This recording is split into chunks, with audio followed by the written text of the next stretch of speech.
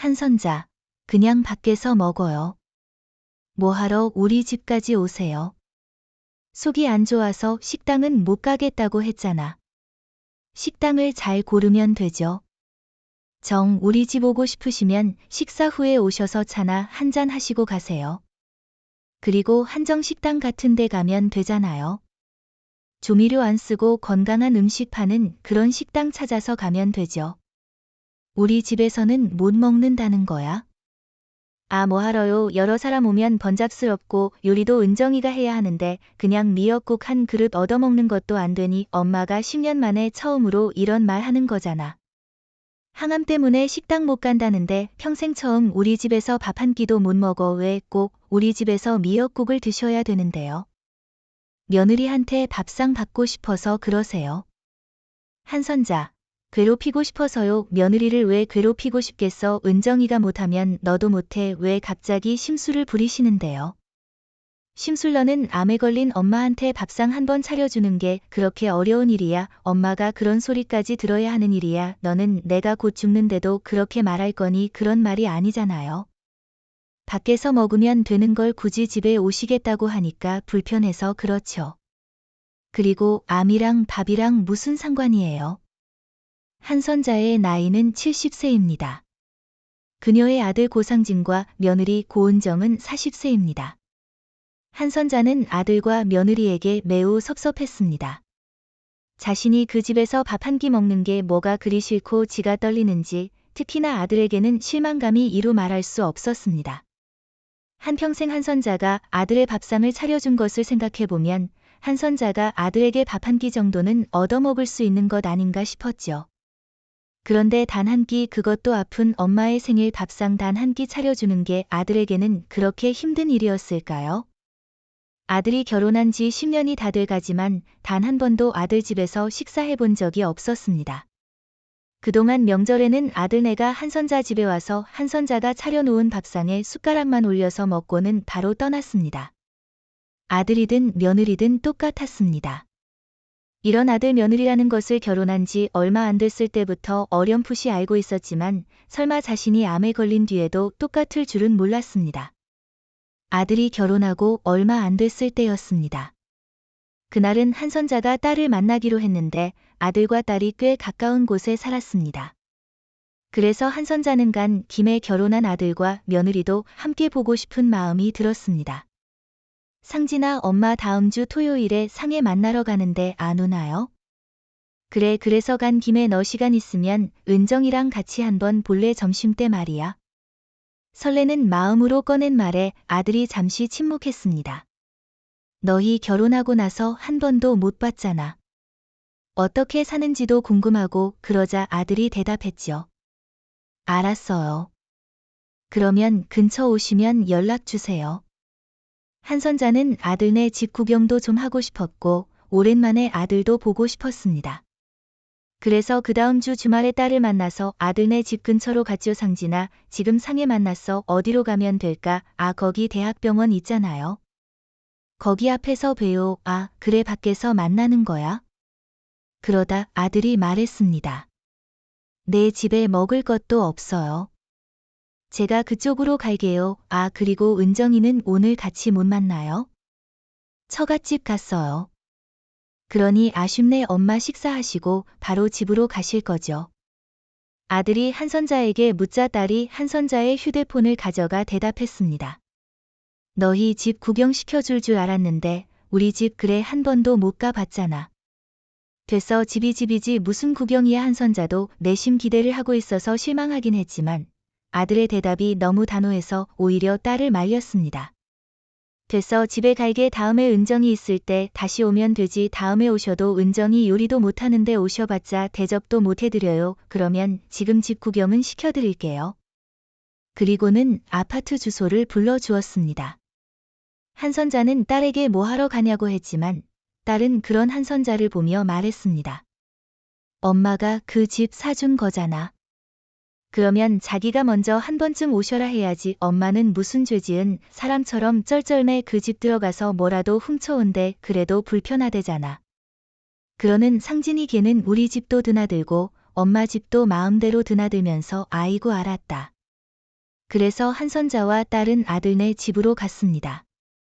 자, 이제 됐지. 밥은 아니 그냥 밖에서 먹어. 그냥 있는 밥에다 먹으면 되는데 냉장고에 금덩이라도 숨겨놨어. 그러자 아들이 짜증을 내며 말했습니다. 그냥 싫다고 구경한 데서 부른 거야? 밥 먹으려면 나가자. 한선자와 딸은 아들에게 등 떠밀려 나왔습니다. 한선자, 남의 집에 쳐들어가서 밥 내놓으라고 한 불안당 같은 취급이었어. 야, 너는 우리 집에 와서 밥도 얻어먹고 엄마한테 가서도 밥 얻어먹으면서 딸도 어이가 없는 듯 말했지만 고상진은 아랑곳하지 않았어. 그리고 식당에서 밥을 다 먹은 뒤에 고상진이 얼른 자리에서 일어났어. 엄마는 누나가 모셔다 드릴 거지. 그래, 근데 왜 벌써가? 엄마 그럼 저 먼저 갈게요. 은정이 올 시간 됐어요. 뭐 올게 오면 같이 차라도 한 잔 마시면 되잖아. 아, 도대체 왜 그래? 누나는 쉬는 날 시어머니 만나고 싶어. 올케는 결혼하고 한 번도 못 봐서 하는 소리지. 그리고 당연히 나도 시어머니가 우리 집 근처에 오시면 뵙고 가지. 그게 예의 아니니 누가 올케처럼 도망 다녀야 됐어. 갈게. 그러고는 고상진은 집으로 돌아갔어. 한선자도 식당을 나와서 딸의 차를 탔어. 엄마, 우리 집에라도 들렸다 갈래? 너희 집에는 뭐하러? 그래도 이왕 여기까지 왔잖아.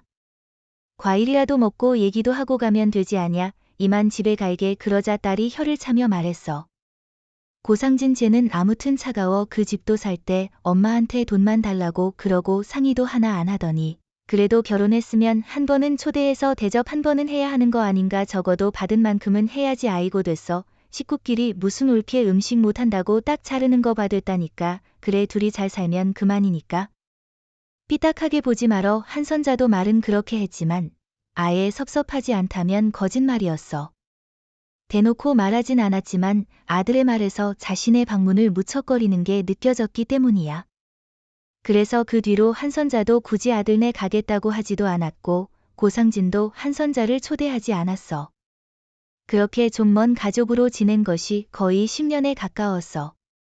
그건 아들이 자식 둘을 낳으면서도 같았어. 애 봐준다며 안사돈은 드나드는 것 같았지만 자신은 늘 불청객 취급이었어. 멀지도 않은 아들네이지만 한선자에게는 그 어떤 곳보다 먼 곳이었어. 그리고 아들네는 명절 때나 돼야 그 귀한 얼굴들을 비춰주었어. 왔니? 명절 당일 아침이 되어 고상진 가족이 한선자 집에 도착했어. 차례를 지내긴 하지만 일손이 한선자 하나뿐인 이상은 최소한으로만 차렸어. 고상진은 명절 차례도 지내지 말자고 성화였지만 그래도 평생 지내온 것을 하루아침에 안 하는 게 쉬운 게 아니었고 이렇게 자식들이 찾아오는데 기왕 차리는 거 명절 음식 푸짐하게 차려서 먹이고 싶었어. 상을 다 차려놨으니 고상진도 고은정도 할 일은 없었어. 고상진은 양복으로 옷을 갈아입고 어린 손주들은 거실에 고은정은 멀뚱하니 부엌에 서 있었어. 그리고 차례를 지내고 식사를 하는 동안에도 한선자는 고상진, 고은정 먹을 거 챙겨주느라 정신이 없었어. 엄마는 왜 안 드세요? 나는 너희 가면 먹을 게 금방 가야 된다며 이거 곶감도 싸줄 테니까. 가지고 가서 먹어. 고상진은 밥을 먹으면서 고개를 끄덕였어. 고상진과 고은정은 식사 후에 그대로 자리에서 일어났어. 이거 음식 챙겨가. 한선자가 큰 쇼핑백에 담긴 음식들을 고상진에게 건네주었어. 어머니 가 볼게요. 안녕히 계세요. 고상진과 고은정은 서둘러 집을 나갔어. 둘이 한선자의 집에 머물렀던 시간은 2시간도 되지 않았어. 그리고 다시 혼자 남은 한선자는 씁쓸할 수밖에 없었어. 요즘은 옛날처럼 떠들썩한 명절은 꿈도 못 꿨어. 아들, 딸 모두 결혼을 하니 다 같이 모일 일도 없었고 와도 밥만 먹고 가버리기 때문에 명절이라고 해봤자 평소보다 음식만 조금 더 많이 하는 날일 뿐이었어. 다들 이렇게 사나 보다 하고 체념한 지가 벌써 한참 되었어. 뭘 또 이렇게 차렸어? 조금만 하라니까. 차례 지냈던 상도 치우고 설거지를 하고 있는데 점심때쯤 도착한 딸이 말했어. 너희도 싸가야지. 이리 비켜봐. 내가 설거지할게. 딸이 한선자가 끼고 있던 고무장갑을 가져가며 말했어. 밥 먹고 설거지도 안 하고 갔어. 아이고 팔자 좋다. 나는 지금 설거지 엄청 하고 오는 길인데 할 것도 많이 없어. 고상진 시키지 또 얼른 집에 가라고 했지. 한선자는 웃었고 딸은 혀를 찼어. 딸은 설거지 후에 밥 먹고 시간을 보내다가 돌아갔어. 그나마 딸이 있으니 다행이었어. 그래서 이렇게 지내는 것도 크게 불만이 없었지. 그런데 얼마 안 있어 한선자의 인생을 바꾸는 큰일이 생겼어. 유방암이야. 한선자도 울고 딸과 아들 모두 슬퍼했어. 한동안은 곧 죽을 것처럼 정신을 빼놓고 살았지 하지만 하늘이 도왔는지 수술은 무사히 받을 수 있었어. 한선자는 한쪽 가슴을 절제하게 되었어. 왼쪽 가슴에 살 대신 자리 잡은 흉터에 한선자는 목욕을 할 때마다 우울했어. 하지만 수술보다도 남은 상처보다도 한선자를 괴롭게 하는 것이 항암 치료였어. 한선자는 지금도 고통스러운 항암을 계속 받고 있어. 총 3번의 항암 치료를 했고 그 때문에 머리카락이 많이 빠져 늘 모자를 쓰고 외출했어. 엄마 나랑 가발 맞추러 가자. 가발 요새는 가발이 진짜 머리 같아서 전혀 이상하지도 않대. 매일 모자만 쓰고 다니는 거 지겹잖아. 그나마 딸이 옆에서 살뜰하게 챙겨 살아갈 수 있었어. 그리고 항암을 시작한 뒤로 한선자는 늘 속이 좋지 않아서 식사도 제대로 하지 못했어. 살이 많이 빠졌고 외식은 엄두도 못 냈지. 지치고 우울한 나날의 연속이었어. 그런 한선자에게 어느 날 딸이 말했어. 엄마 이번 생일에는 고상진네 집에 한번 가자. 고상진네를 왜 아니? 이번에 고상진네 이사도 했잖아. 집들이 겸 엄마 생일 겸 가는 거지 뭐. 3달 전 새로운 집으로 이사를 간 아들네 그리고 함께 아들네에 가자는 딸에게 한선자는 흔쾌히 대답을 하지 못했어. 고상진도 그렇게 하자. 그래 아이고 걔는 말 안 하면 엄마 생일인 줄도 모르지. 거봐 좋아할지 모르겠다. 내가 말할게. 역시나 아들에게 물어보고 말한 것은 아니었어. 과연 아들도 딸의 의견을 알겠다고 할지는 미지수였어. 한선자는 그러지 않을 거라는 생각을 했지만 딸은 무척 적극적이었어. 그래도 엄마 수술하고 항암하느라 고생도 하고 그랬는데 그 정도 당연히 못해주겠어. 여태껏 한선자의 생일은 딸이 챙겨줬어. 매년 미역국 끓여주는 건 딸밖에 없었지. 딸은 이번엔 한선자에게 의미가 있는 생일이니까 특별하게 보내자는 취지였어. 괜히 부담 주지 마라. 무슨 부담이야. 미역국만 끓이면 되는데 어차피 이것저것 많이 먹지도 못하잖아. 엄마 걱정 마. 내가 고상진이랑 통화해 볼게. 한선자는 걱정스러웠지만 사람이 아프니 안 하던 짓도 하게 되는 것 같았어. 내가 언제 죽을지 모르는데 아들네 집에 가서 미역국 한 그릇 얻어먹는 게 그리 잘못된 것인가? 하는 생각도 하게 되었지. 그런데 그날 저녁 고상진이 한선자에게 전화를 걸었어. 엄마 누나한테 전화 받았어요. 그랬니? 그런데요. 한선자, 엄마 생신날 그냥 외식하는 게 좋겠어요. 역시 나였습니다. 그냥 밖에서 먹어요. 뭐하러 우리 집까지 오세요. 하지만 밖에서 못 먹는 이유가 있었습니다. 알잖아. 엄마 속이 안 좋아서 항암 수술을 시작한 이후로는 한선자는 바깥에서 밥을 사 먹지 않았습니다. 늘 속이 좋지 않았고 특히나 식당에서 먹는 밥은 잘 넘기지도 못했습니다. 냄새 때문인지 조미료 때문인지는 모르겠지만 도저히 먹기가 힘들었습니다. 딸도 그것을 알아서 아들네서 먹자고 한 것이었습니다. 식당을 잘 고르면 되죠. 정 우리 집 오고 싶으시면 식사 후에 오셔서 차나 한잔 하고 가세요. 한선자는 대답할 말을 잃었습니다. 한선자가 침묵하자 고상진이 서둘러 말했습니다. 한정식당 같은 데 가면 되잖아요. 조미료 안 쓰고 건강한 음식 파는 그런 식당 찾아서 가면 되죠. 너희 집에서 먹는 건 안 된다는 거구나. 한선자가 물었습니다. 지난 10년간 한 번도 묻지 않은 말이었습니다. 아 뭐하러요. 번잡스럽고 또 요리를 은정이가 해야 하는데 그냥 미역국 한 그릇 얻어먹는 것도 안 되니. 한선자는 서러운 마음에 고상진에게 물었습니다. 그러자 고상진이 한선자의 마음에 비수를 꽂았습니다. 도대체 왜 그러세요? 왜 꼭 우리 집에서 미역국을 드셔야 되는데요? 며느리한테 밥상 받고 싶어서 그러세요? 시어머니니까 괴롭히고 싶어서요. 며느리를 왜 괴롭히고 싶겠어. 은정이가 못하면 너도 못해. 제가 미역국을 어떻게 끓여요. 왜 갑자기 심술을 부리시는데요? 심술 너는 암에 걸린 엄마한테 밥상 한 번 차려주는 게 그게 그렇게 어려운 일이야? 엄마가 그런 소리까지 들어야 하는 일이야? 너는 내가 곧 죽는데도 그렇게 말할 거니 그런 말이 아니잖아요. 밖에서 먹으면 되는 걸 굳이 집에 오시겠다고 하니까 불편해서 그렇죠. 그리고 암이랑 밥이랑 무슨 상관이라고 자꾸 암 타령을 하세요. 또 수술도 잘 됐잖아요. 한선자가 대꾸하지 않자 고상진은 한숨을 쉬었습니다. 아무튼간 외식하실 거면 참석하고요. 아니면 누나한테 해달라고 하세요. 그런 말을 듣고도 더 말을 이을 수가 없었습니다. 전화를 끊고 한참 속상해 있었습니다. 고상진 내서 밥 한 끼 얻어먹는 게 이렇게 힘들고 욕먹을 일인 줄은 몰랐습니다. 자신이 가는 걸 반가워하지 않는다는 것은 알고 있었지만 이 정도로 질색할 줄은 몰랐습니다. 고상진과 은정이가 싫다는데 뭐하러 가나 싶어 그동안 가지 않았지만 한선자도 고상진의 이런 반응은 당황스러울 정도였습니다. 그리고 딸 고상이도 고상진에게서 연락을 받았는지 어쨌는지 그날 저녁 한선자네 집으로 왔습니다. 아무래도 생일날은 그냥 우리 집에서 밥 한 끼 먹자. 엄마가 맛있는 거 해줄게. 엄마 생일인데 왜 엄마가 맛있는 걸 해줘? 어머니가 뭐랬어?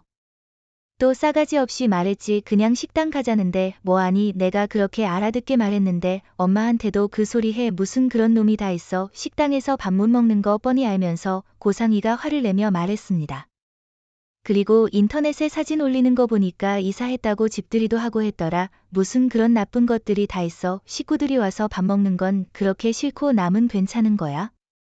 한선자도 착잡한 심정이었습니다. 고상이가 고상진에게 따지려는 걸 한선자가 뜯어말려야만 했습니다. 이렇게 생일상 받아봤자 전혀 기쁘지 않았으니 말이죠. 결국에는 한선자의 생일날 고상이와 사위가 한선자네 집으로 와서 미역국을 끓여줬습니다. 그리고 뒤늦게 고상진도 왔는데 은정과 아이들은 없었습니다. 너 왜 혼자 와? 왜 시어머니 생신인데 올케는 왜 안 와? 고상이나 엄마가 이럴까봐 안 데리고 온 거지. 우리 집에서 밥 안 먹었다고 한 소리 하려는 거 아냐? 그러자 한선자보다 오히려 고상이가 더 화가 나 말했습니다. 너희 정말 그러는 거 아냐? 그게 그렇게 어려워? 엄마 생신인데. 아 그러면 누나가 하면 되잖아. 그깟 밥이 뭐라고 자꾸 이래. 결국에 내가 했잖아. 누가 생일상 차리는 거 힘들어서 그래. 너 지금까지 엄마 생신이라고 미역국 하나라도 끓여드려 본 적 있어? 너는 그렇게 평생 엄마한테 받아먹고는 결혼하면 끝이라 이거야? 아 왜 집에서 밥을 먹어? 뭐 남의 집 그러면 왜 엄마한테 남의 집을 사달라 그랬어? 이거 아주 나쁜 놈이네. 너는 엄마 생신에 와서 남이라고 하고 싶니? 그게 아니라 또 오면 은정이가 밥 차리고 해야 하잖아. 그걸 누가 좋아해? 서로 불편하게 왜 집에서 먹어야 하느냐는 거지. 그냥 밖에서 사 먹으면 되지. 너는 자식으로서 한 번을 그렇게 못해. 그것도 엄마 하나마면서 힘들다는데 굳이 밖에서 먹자고 해가면서. 그래 네 말대로 이게 남이지 뭐야? 그리고 언제 올케한테 밥 차리래? 올케가 밥하는 거 그렇게 싫으면 네가 하면 되잖아. 아니 우리 집에서 밥 먹자는 소리가 당연히 그 소리지. 그게 그 소리로 들리면 네가 잘못된 거지. 우리가 잘못된 거니. 그리고 설사 은정이가 차리게 된다고 하더라도 그러면 안 돼. 항암 치료 받고 있는 시어머니 생신날 며느리가 밥상 한 번 못 차려줘. 그리고 생신날엔 코빼기도 안 비춰. 이게 말이나 되니? 이렇게 난리 칠까 봐 내가 안 데리고 온 거잖아. 참 어이가 없다. 엄마가 시집살이라도 시킨 것 같네. 지난 10년간 만난 게 몇 번이나 된다고. 그래 은정이는 그냥 시집에 시자만 들어가도 부들부들하는 거잖아. 고상이야 됐어. 그만해. 언성을 높이는 고상이와 고상진을 말렸습니다. 그러자 고상진이 이번엔 한선자를 향해서 말했습니다. 엄마도 그래요. 항암 때문에 힘들면 그냥 집에서 이렇게 식사하면 되지. 왜 굳이 오겠다고 하셔가지고 서로 서운하게 그러세요. 도대체 누가 서운하다는 건지 모를 일이었습니다. 정작 서운한 사람에게 서운하다 하니 황당했죠. 너는 생판 남한테도 그렇게는 안 하겠다. 한선자는 서글프게 중얼거렸습니다. 고상진은 끝까지 한선자 탓만 했고 그런 고상진의 대꾸에 고상이도 열불이 났는지 가슴을 퍽퍽 쳤습니다. 더 이상 이런 대화를 하는 걸 보고 싶지 않았습니다. 오랜만에 고상진과 고상이 함께 모였는데 생일이 엉망이었습니다. 앞으로는 내 생일이고 뭐고 그냥 챙기지 마나도 너희 집에 간다고 괜히 연락하고 그렇게 안 할 테니까. 결혼했으니까 엄마 아들 아니라 며느리 남편이라고 생각하세요. 그러면 서로 이렇게 얼굴 붉힐 일 없잖아요. 너 그게 엄마한테 할 소리야 알았대도 그러네 고상진 너는 그만 가봐라. 고상진은 생바람만 남기고 나가 버렸습니다. 고상해 너도 이만 가고 혼자 있고 싶어. 엄마 그래도 밥은 먹어야지. 우리끼리 먹으면 되잖아. 생일인데 목이 안 좋아서 못 먹겠어. 미역국은 냉장고에 넣어놨다가 내일 아침에 먹을게. 고마워. 고상이도 속상한 상태로 그렇게 집으로 돌아갔습니다. 그리고 집에 혼자 남게 되니 이런저런 생각이 들었습니다. 자식이 결혼하면 내 자식이 아니라고 생각하고 살아야 한다더니 그게 사실인 듯 했습니다. 한선자, 딸을 보면 세상 모든 자식이 그렇지 않다는 건 알겠지만 적어도 고상진은 이제 더 이상 한선자의 자식이 아닌 듯 했지요. 한선자는 여태껏 아들이 바라는 대로 거리를 두며 살았지만 적당히 거리를 두는 것과 남이 되는 것은 다른 일이었습니다. 모두 고상진의 생각인지 은정의 생각인지 모르겠지만 어쨌든 아들 며느리가 원하는 바는 확실해 보였습니다. 고상이는 돌아가고도 신경이 쓰이는지 한선자에게 전화를 걸었습니다. 엄마 너무 신경 쓰지 마. 스트레스 받으면 건강에 안 좋아 알지. 그래 그런 놈인 건 알았지만 나도 이제 더 이상 상종 안 해. 이제 상진이는 우리 식구도 아닌가 봐. 고상이도 한선자와 같은 것을 느낀 듯 했습니다. 그 대단한 집구석에서 나도 밥 먹기 싫어. 그러니까 엄마도 잊어 알았어. 걱정 마. 한선자도 암에 걸리고 수술을 하고 항암을 하며 많은 생각을 했습니다. 처음 암에 걸린 걸 알았을 때 죽을지도 모른다는 생각이 드니 공포스러웠습니다. 그래서 이렇게 된 마당에 자식들 눈치 덜 보고 싶은 만큼 실컷 보고 가자 생각했을 때도 있었습니다. 하지만 생각해보면 그렇기 때문에 더욱더 싫다는 자식에게 목맬 필요가 없었던 것 같습니다. 남은 인생은 짧은데 짝사랑에 괴로워하다 부질없이 세월을 흘려보내긴 싫었습니다. 그래서 오늘도 속상했지만 고상진에게 확실히 체념할 수 있기도 했습니다. 그리고 그런 한선자의 마음을 고상진은 알 수 없었습니다. 만나지도 않고 자주 연락도 하지 않으니 말이죠. 그리고 몇 달 후 명절이 되었을 때 고상진에게서 전화가 왔습니다. 은정 데리고 갈게요. 어쩌면 그렇게 얼굴 붉히며 헤어진 것에 대한 화해의 연락이었을 수도 있습니다. 한선자는 다른 말 없이 그저 마음대로 하라고 했습니다. 그리고 명절 당일날 고상진과 은정이 왔을 때도 마찬가지였습니다. 뭐야? 엄마 차례 안 지내요. 아무것도 차려져 있지 않은 낯선 명절. 한선자는 아픈 몸을 해서까지 혼자 고군분투하고 싶지 않았습니다. 고상진은 그렇게 차례를 지내지 말자고 해 놓고도 막상 아무것도 없으니 당황한 눈치였습니다. 그러게 진작 차례 없애자고 했잖아요. 그러고는 두리번거리면서 말했습니다. 근데 밥도 아예 안 하셨어요. 그렇게 말하는 고상진의 표정이 썩 좋아 보이지는 않았습니다. 이제 음식 안 해. 속도 안 좋고 힘들어서. 그러자 고상진이 난감한 말투로 말했습니다. 그럼 저희 밥은요? 식당 가서 먹어요.